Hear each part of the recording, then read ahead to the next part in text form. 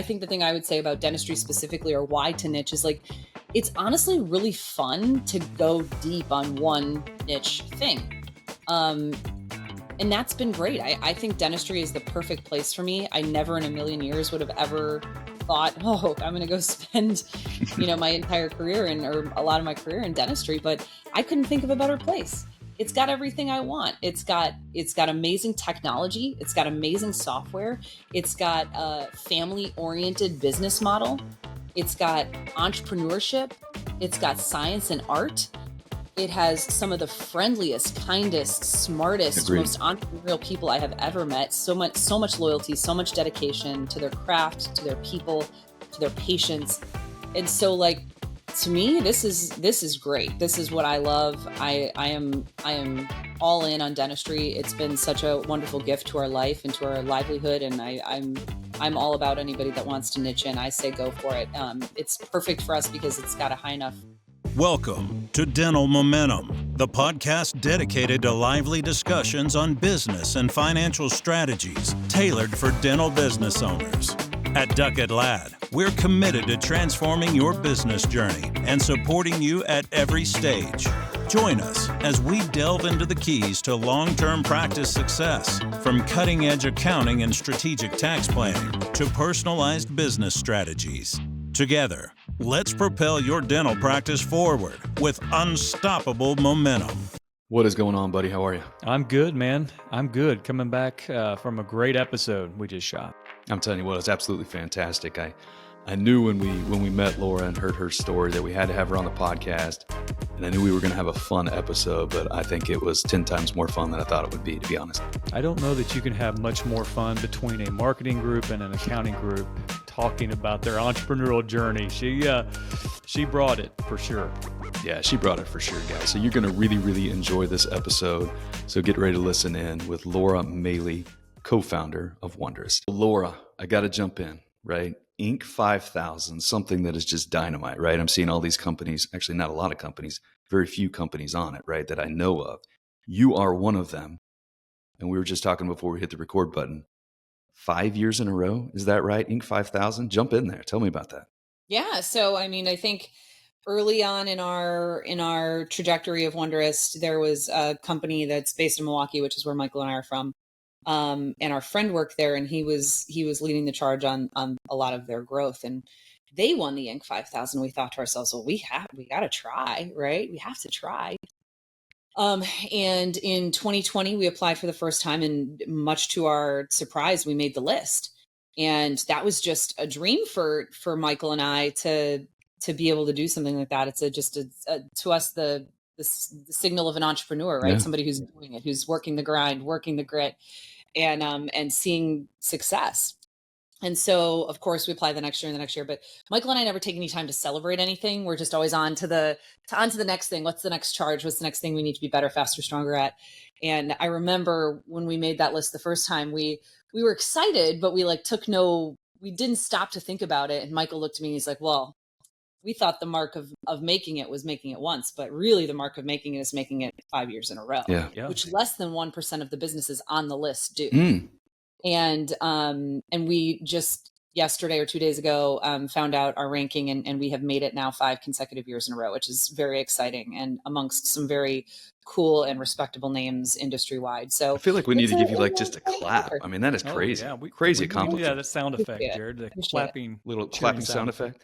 Yeah, we can do that. Put that on to-do list. So Inc. 5000, 5 years in a row now, right? Point in time today. Boom, just got that, right? Let's go way back. Let's go way back to checking out your website, right? And talking about $100 bill and a kitchen table. Probably a totally different story than where you are today.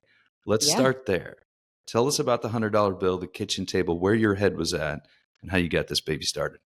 Yeah, so it's a fun story. Slightly embarrassing in moments as you think about it, but really it is truly an amazing story. So I'll go even further back than the kitchen table. I had a friend, so I was working for the movies. I used to do the media planning and the buying for Sony Pictures Entertainment on their local stuff. And it was on the lot and you get to walk by celebrities, and it sounded like the fanciest thing in the world. How much cooler could it get? I got to spend millions and millions of dollars for the movies. Mm-hmm. Yeah. It was just a horrible job for me. I did not like it. I was profoundly unhappy, and I don't take direction well, as you might, as many entrepreneurs don't. And I just had better ways of doing things, and they did not like that. There was an establishment, there was a process. And so right around that time, a friend called me, and he was a dentist, and he said, "Hey, I think you do this for big clients. Could you do it for little ones? I'm in my residency. I'm starting this practice in Albuquerque once I graduate. But I'm talking to like a website guy and a TV person and a direct mail person and an SEO person, and none of them know each other, but it feels like they should. And I'm just taking too much of my time trying to orchestrate this marketing stuff. Could you help me with this?" Mm-hmm. And at that time I was just like, sure, I'm just going to help a friend out because I'm interested in the project and interested in what he's doing. And he's a good businessman and a great clinician. And so I ended up being able to make the phone ring, and he was like, "I think you're kind of onto something here." And it was really more of a consultancy at that point. It was me quarterbacking things on his behalf, and the things I didn't So know real how quick, to you do. just kind of doing this on the side? Yeah, Yeah, I okay. was just doing that on the side for him. And, he was broke, so he was paying me with the gifts he would get from his wholesalers. Which is like, so I had like 4 iPod shuffles and the original iPad and I don't know, weird stuff. And so he was like, "I think you're kind of onto something here. You should meet," I don't know if you guys know Sandy Pardue at Classic Practice Resources. He's like, I talked to Sandy, and I think she would like you. And so Sandy introduced me to like 2 more people, both of which are still in our orbit and in our world. And so it just became this little consultancy. And I was doing that, eventually quit my job to move to Japan with my first husband. Michael's actually my second marriage. And I was teaching yoga and doing Wonderist on the side. And my marriage fell apart while I was in Japan. And I came back, and I kind of was like, I don't know what I'm going to do with myself, right? And date this a little bit. What year's this? This would have been 2013. Okay. Yeah. So I've been doing this like Wonderist thing on the side for maybe a year and a half. Mm-hmm. And came back I was living in LA at the time. And I was like, what am I going to do with myself? I'm not making enough money to make this a thing. Like, I'm starting all over. I'm on my own. And so I went home to Wisconsin for the holidays. This was right before Christmas. And I kind of just spent a week being sad. And my girlfriends and I went out one night, and I was looking good, feeling good for the first time in a little bit. And there we go. I was in the phase of life. They say the best way to get over someone's to get under someone else. And that man was Michael. Yeah. And so we kind of spotted each other from across this restaurant that we were both in. And he was getting up to leave when I was getting sat down, and I rifled through my purse and I handed him a business card, and it was my yoga business card. And it had, I shot my shot. I had my Wonderist business card, but then I also had my yoga business card, which has a topless photo of me with a giant braid down my back. So, you're 27, you do what you got to do. Right. And so I handed him my card, and he texted me immediately. And he didn't even bother playing it cool. He just went straight to the text. Cool. No, he told me to order the octopus. And now keep in mind, we're in Wisconsin in the middle of December, and I had literally just flown back from Tokyo. I'm like, I'm not eating Wisconsin octopus, but thank you.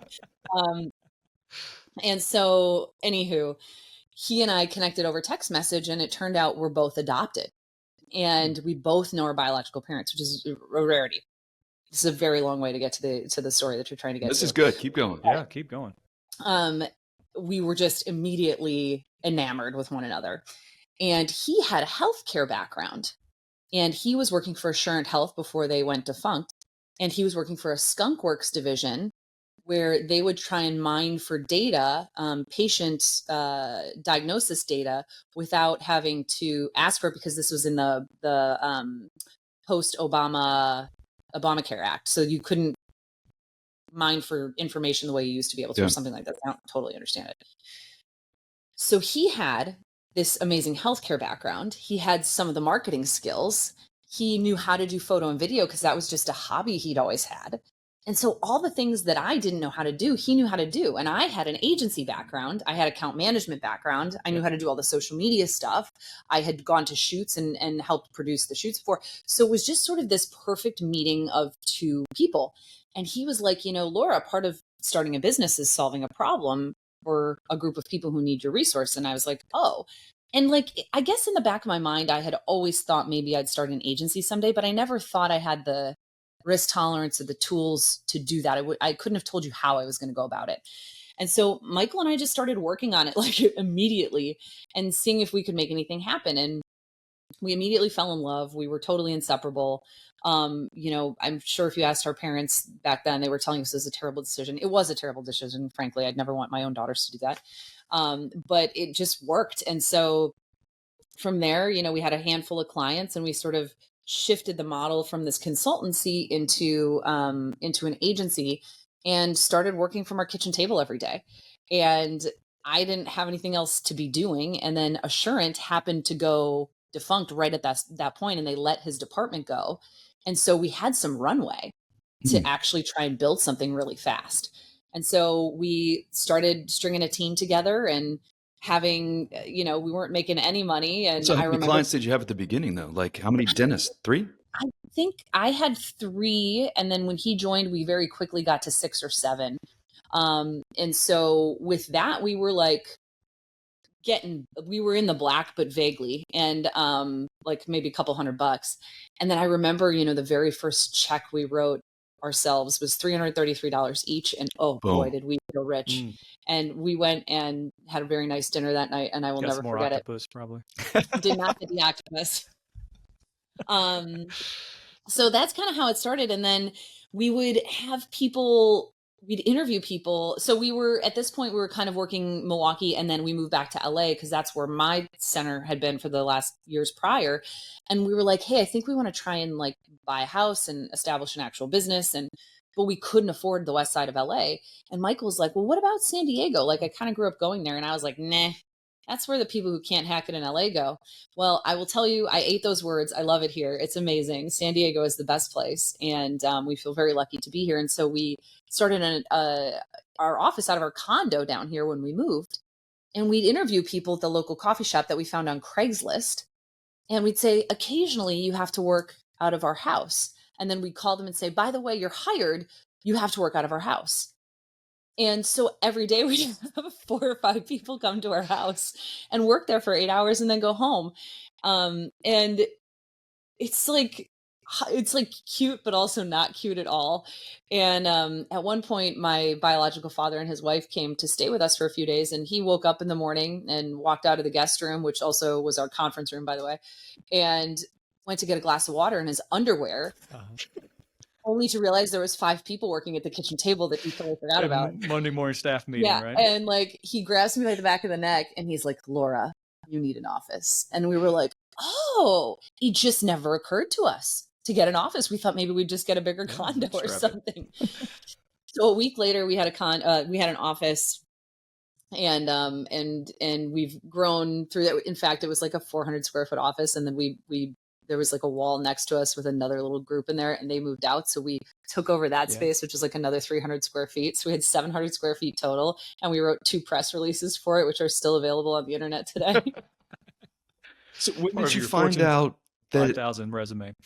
Like this was a thing? Like you're like, okay, you got 3 clients, then you guys kind of met each other, started going, and you got 6, and then we were like, this is actually going to work. Like when was that? Is there a point in time you're like, damn, we got something here? That's a good question. I think you just always have to have this sort of like well of eternal hope, right? Amen. I mean, for so long, he and I both would just constantly be waiting for the other shoe to drop, that we're going to get 50 calls in one day that all went, don't want to work with you anymore. See you later. Mm-hmm. And then suddenly you're like, oh, the business will be there tomorrow, right? And as you're getting that level of comfort, you're also just learning so much that you learn to temper your mindset and think things through and be rational and work through the problems as they arise. And so I think probably when we got to about 34 or 40 clients, I think we were kind of like, oh, I think we might get somewhere with this. But I mean, I don't know if in a million years you could have told me we were going to get where we are today. This is a dream come true, honestly. And I want to back up real quickly too, because I think you kind of hit on it, but moved on quickly. You guys became business partners before you became a couple. Is that or at the same time? It was kind of at the same time, but we were deep in it on owning a business together before we were engaged or married. And so how was that? I mean, is that kind of when you're looking back and saying you don't know if you would necessarily recommend that to your kids? I mean, was that tough or was it fun? Was it easy? You know, I mean, a it's little bit of just all? it was all of those things. Yeah. You have to learn to have some sort of risk tolerance and believe in yourself to the point of like it almost being a character flaw, right? Yeah. And I think Michael and I both have personalities where we really like to build things.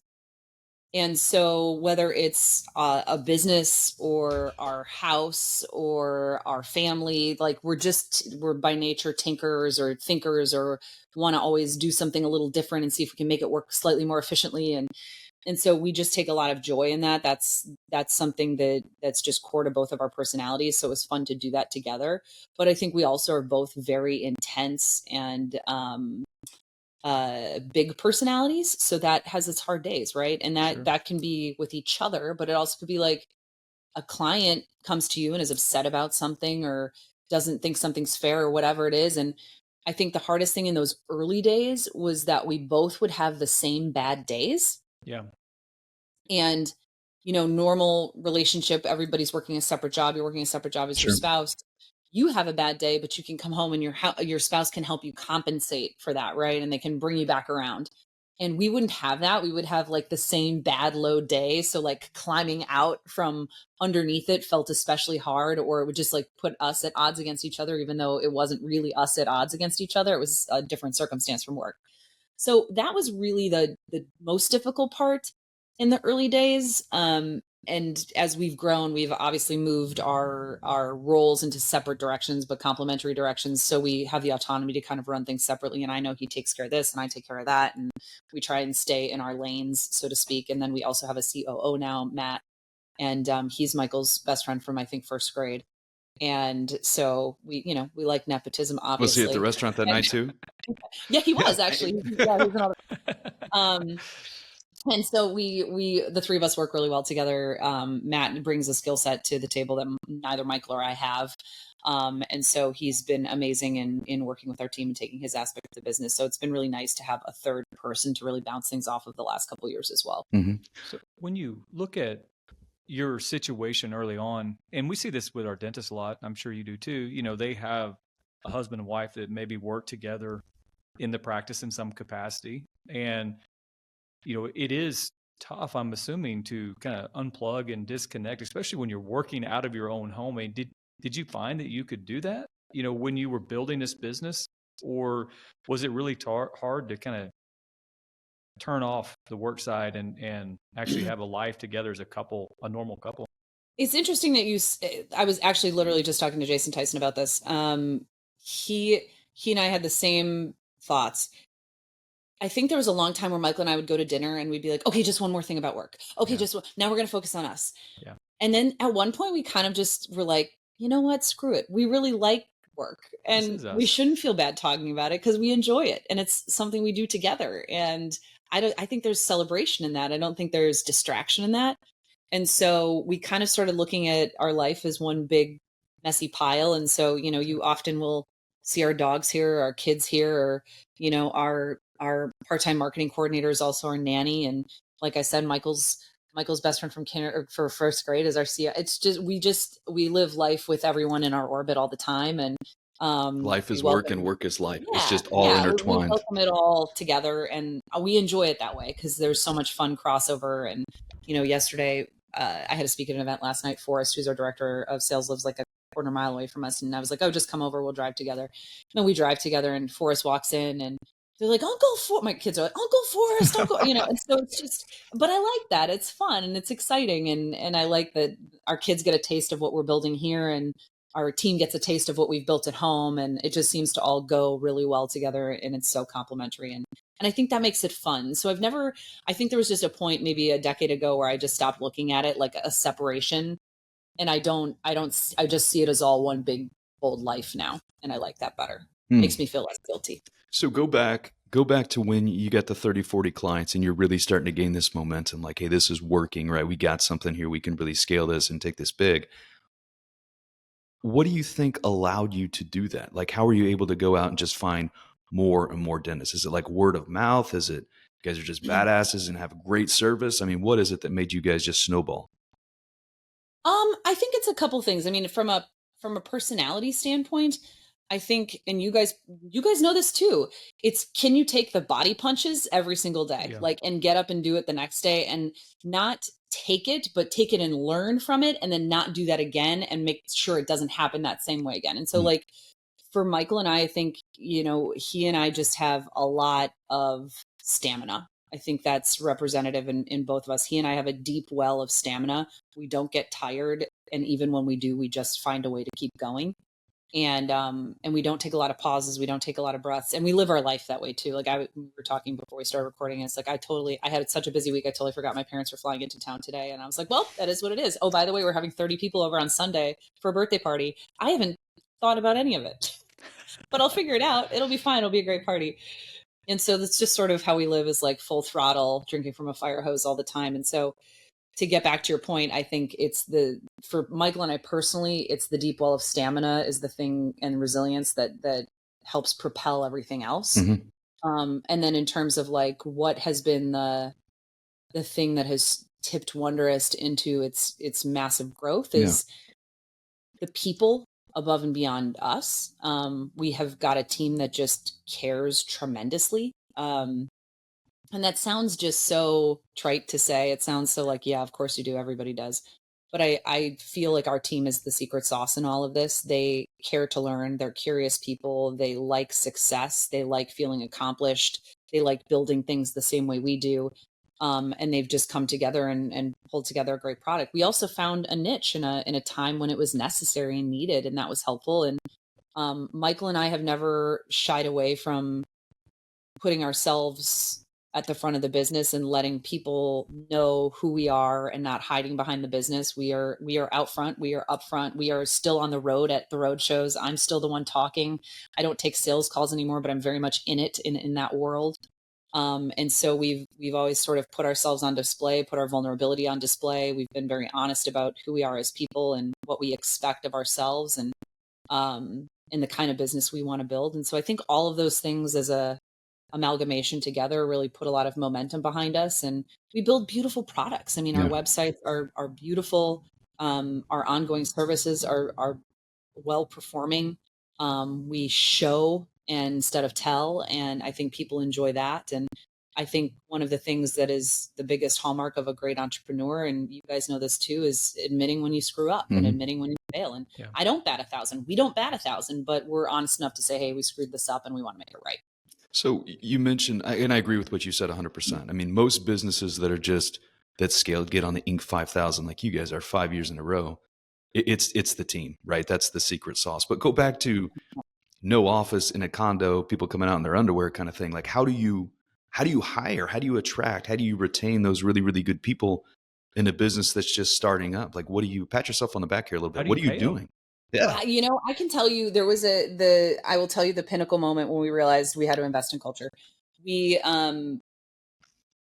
had a moment when I think there's probably 7 of us or 8 of us, and we were in our smaller office, and we had just lost 2 good people, and morale was really low. And we had hired a gentleman named Walter, Uncle Wally, and Garrett.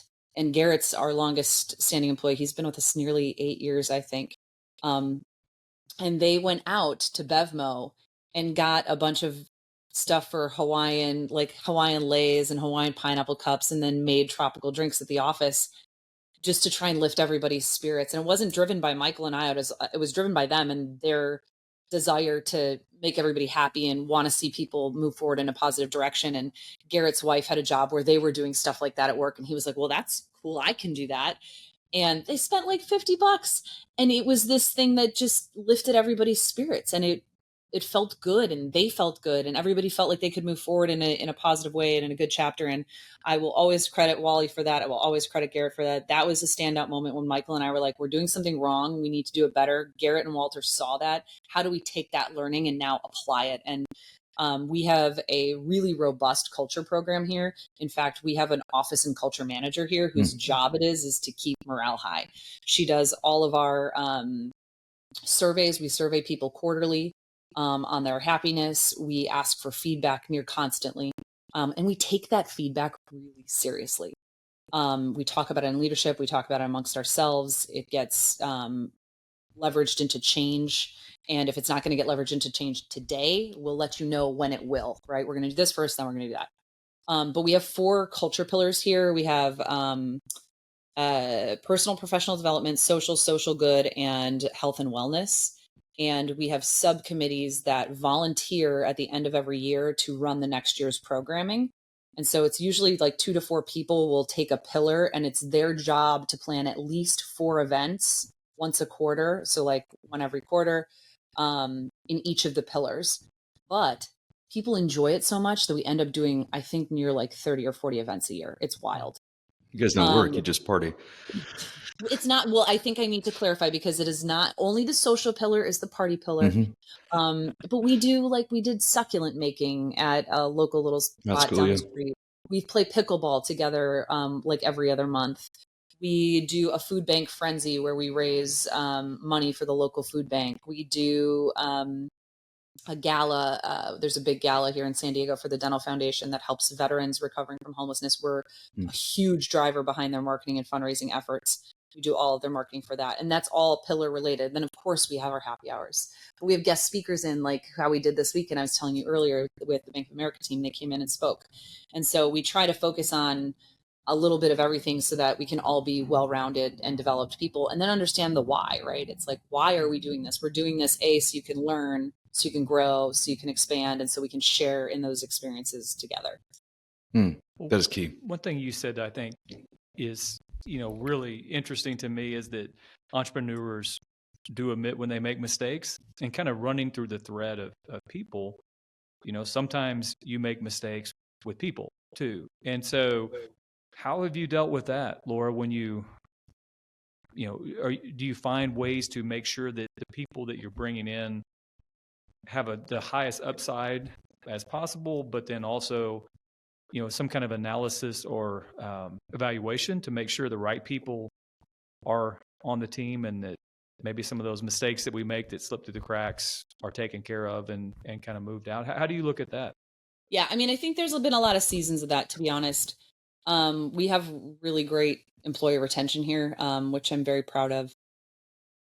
I think it took us too long to realize a couple of things. One, you have to have a job description that actually is a reflection of the job and the company that you want, right? Because ultimately that first touch point is somebody looking at the job description and saying, this is for me, right? So the job description has to be your best marketing, truly, right?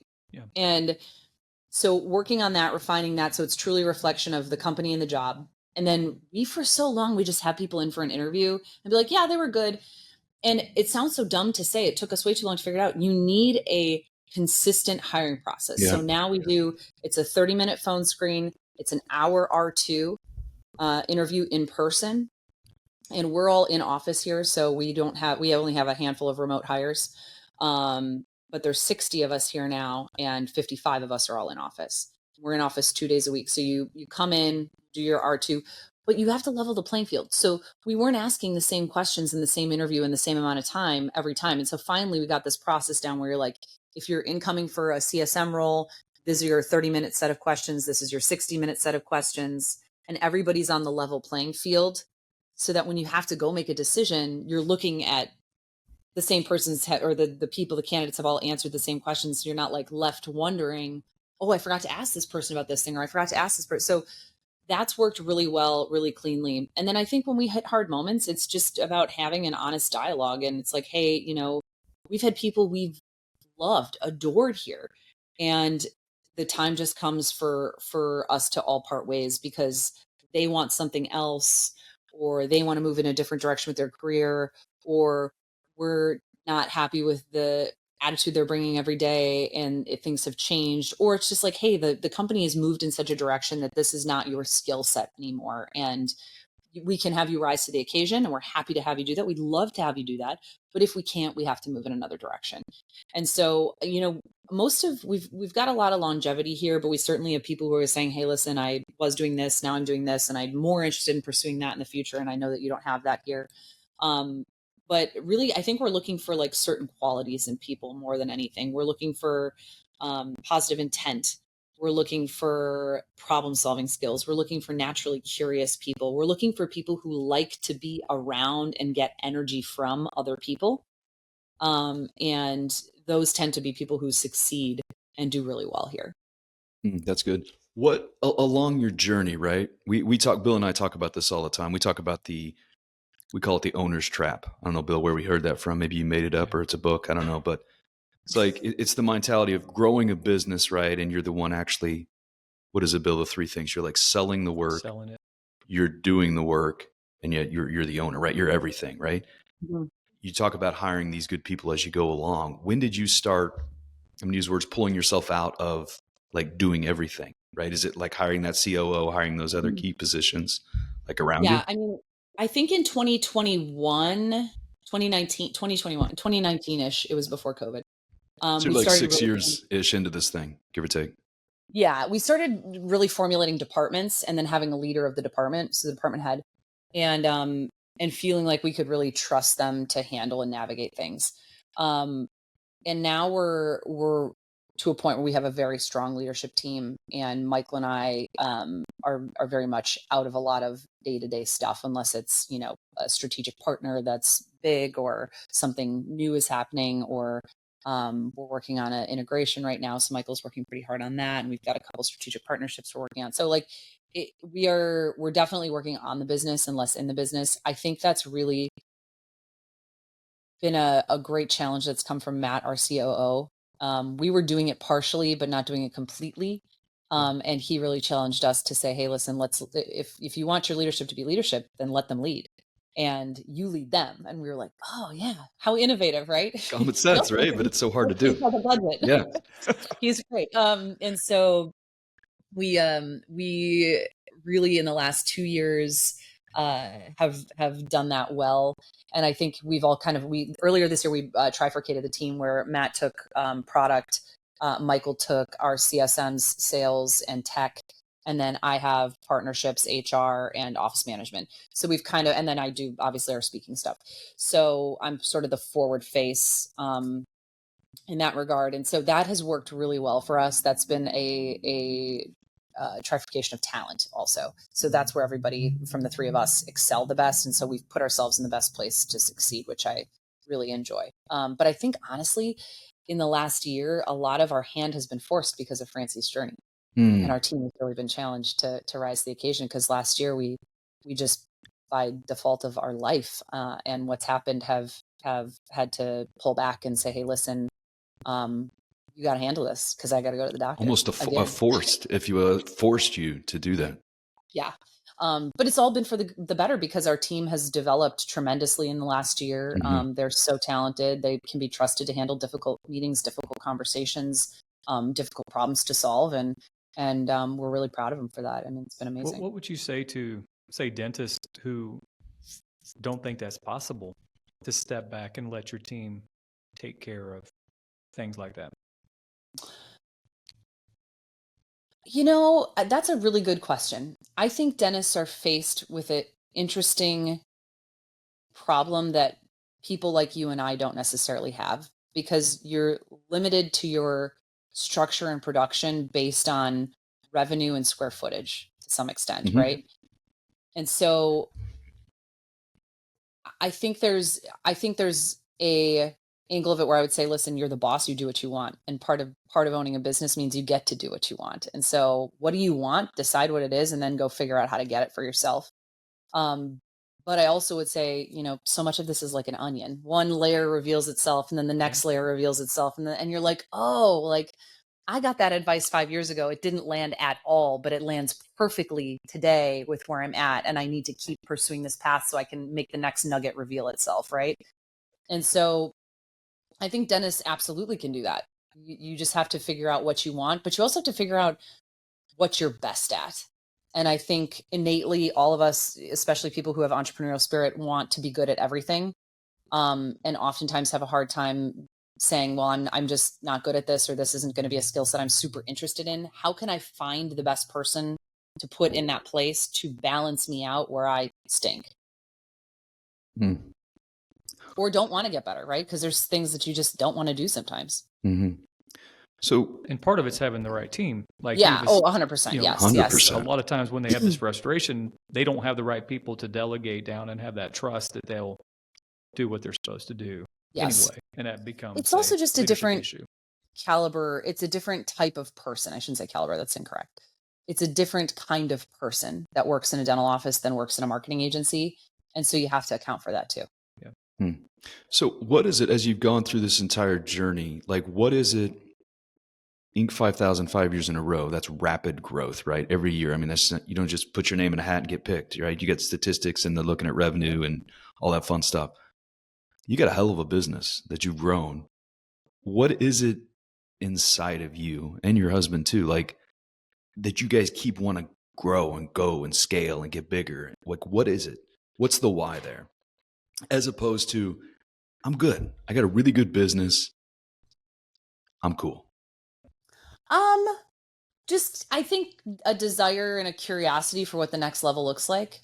I think Michael and I are just very curious, and we like to win, and we're both. It's so funny. I bet you guys are extremely competitive. You guys like play sports together or something. Pickleball. They play pickleball and probably good. We do play pickleball. Throw the rackets and all that fun stuff. Sure.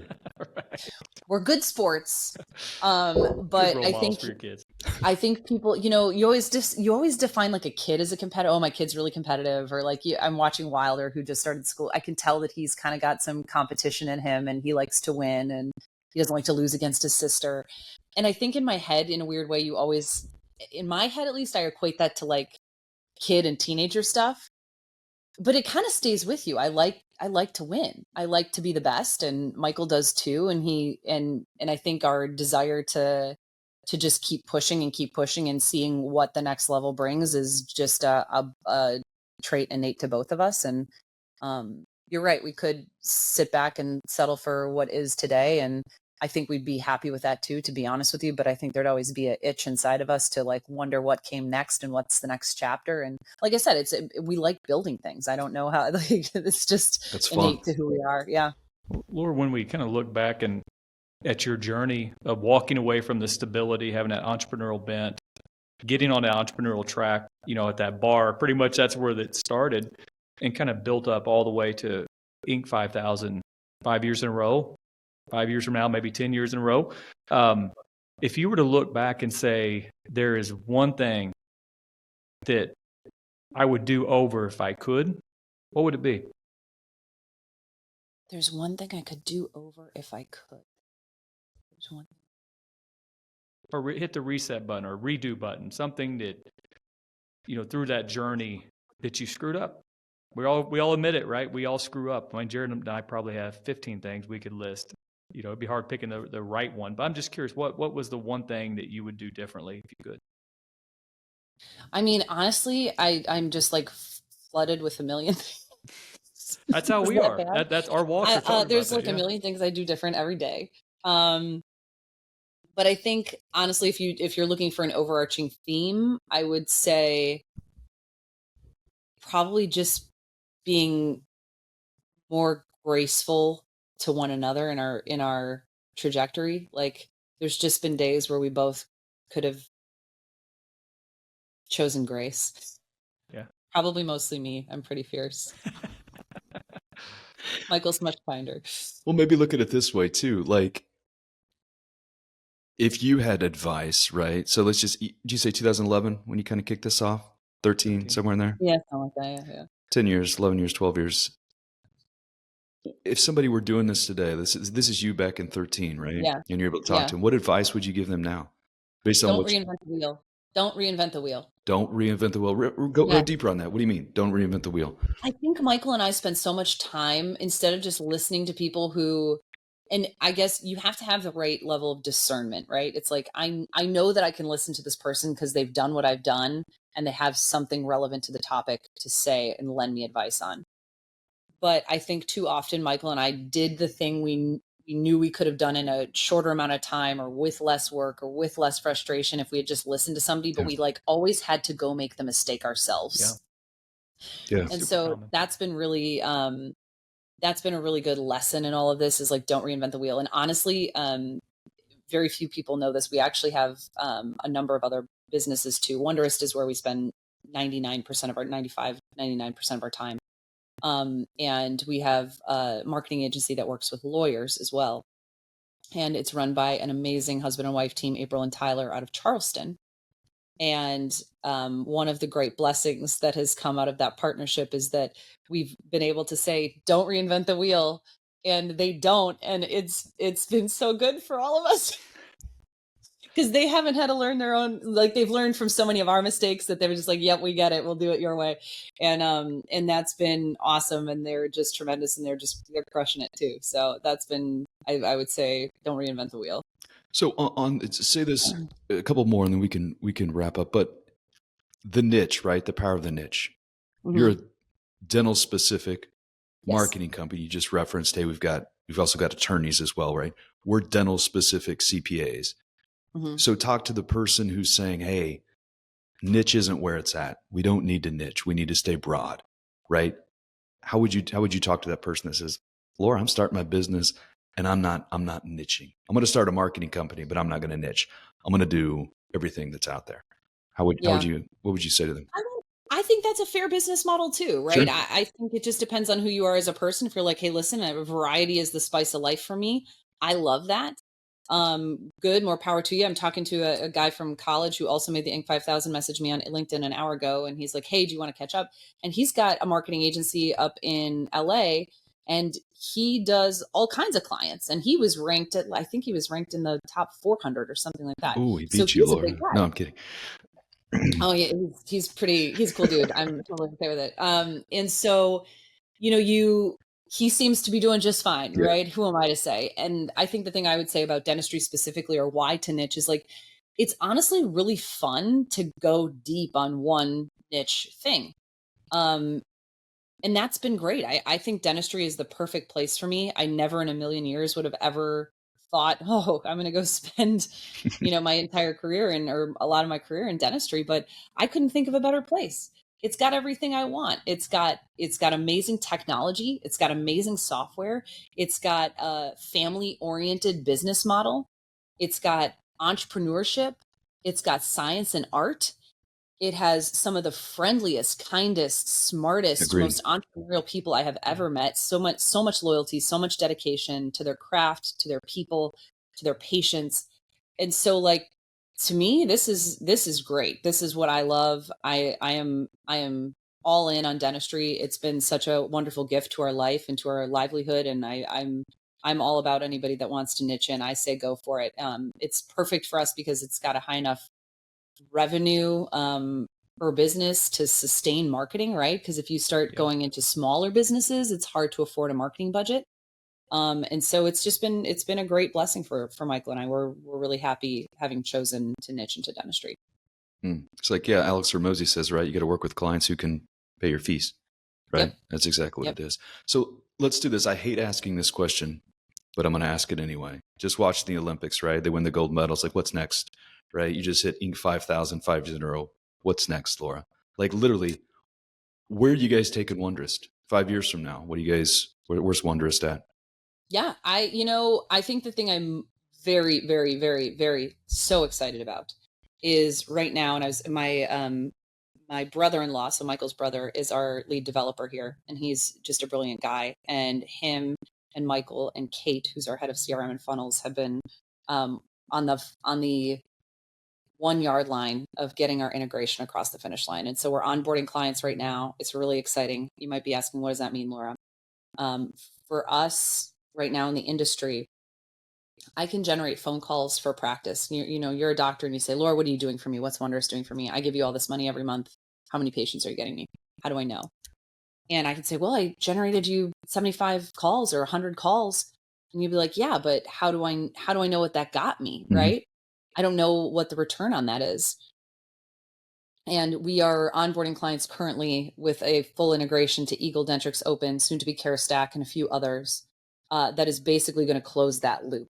It means Wonderist can generate a call, and I will know that that call is John Smith, and I can see John Smith by reaching into your API through an API into your Eagle, your Dentrix or Open, and pulling out his treatment plan and knowing, hey, Laura generated that phone call from John Smith. And now John Smith has had his new patient appointment, and I can see that he has a $5,500 outstanding treatment plan for aligners. Hey, by the way, you didn't close that while he was there. Do you want me to close that for you? Because I can drip him through email and text message. Oh, wow. Because I have access. And by the way, I can see all the other people I've generated. And that doesn't go for a 30-day window. If I know that I generated John Smith to you in January, but it took him till October to fulfill that treatment plan, I will know that come October. Does that make sense? 100%. So I can follow that over the course of time. And so there's been no ability for us marketers in dentistry to close that loop unless you hand do it through your front desk. Well, nobody's got that kind of time. Mm-hmm. And so now our API integration is going to let us do that and report to the doctor as opposed to them reporting to us. Hey, we generated you 50 new patients last month. And by the way, that's $150,000 in outstanding treatment based on what's in your Eagle Dentrix or Open. Yeah, stats, right? I mean, you're showing that dentist the true stats of where their marketing dollars are, the ROI on their money. Yes. And nobody else in the space has that. So don't let them tell you that they do. We are the only marketing agency that has that. Only ones. Mm-hmm. And we've been working on it a long time. Wow. So I, of course, own the business. I think we're at the front of the marketing pack anyway, but now we're about to separate ourselves from everybody else. And I'm very excited about that. Wow. So are you rolling that out to all your existing clients right now? Is that how it works? Or yes. Yeah. We're in the amidst the rollout right now. Yeah. So technology is huge in your business, right? I mean, constantly you guys are looking at new tech and how it works and how you can move to the next level. Yep. So we're very excited for what comes next. All the fun trappings of reviews, scheduling, all of that is now the next iteration beyond just being able to track ROAS, which we've never been able to do. Sounds like you guys are just getting started. That's how I feel. That's how I feel. I think there's only good things to come. I think, so often you just feel the next chapter coming. You're like, I know what's coming and I like it. And this is the most excited I have ever been in our tenure to say what's coming next is going to be so, so amazing for our practices, for our clients, for transparency in data, for transparency in marketing, and for us to lay bare the work that we do, good or bad, right? Mm-hmm. Yeah. That's dynamite. Laura, we appreciate it. You have created, I'm just saying this, like 5 years in a row, Inc. 5000. You've created a hell of a company. I remember the first time I met you, I'm like, damn, I've heard of you guys. I didn't realize you guys were so big and did what you do. And it's amazing. How many dentists you help out there is tremendous with this new API technology. I hope I'm saying the right words. That is really going to take it to the next level. I mean, what you guys are doing with dentists. So we appreciate you jumping on here and telling the story. There are so many Laura-isms. I was telling Angie up front, like, she's like, Laura's going to be on the podcast. I'm like, yeah, she's super. And she's got a lot of funny Laura-isms. And so there's a lot you can take from this episode. I'm not going to say them again, but they're out there and listen to them. I know which one you like. Yeah, there's some funny ones out there, but appreciate you coming on, Laura. We had a blast. Thank you for having me. And we're excited to work with you guys. There we go. It's going to be awesome. Love it. Laura, appreciate it. Bye. We'll see you.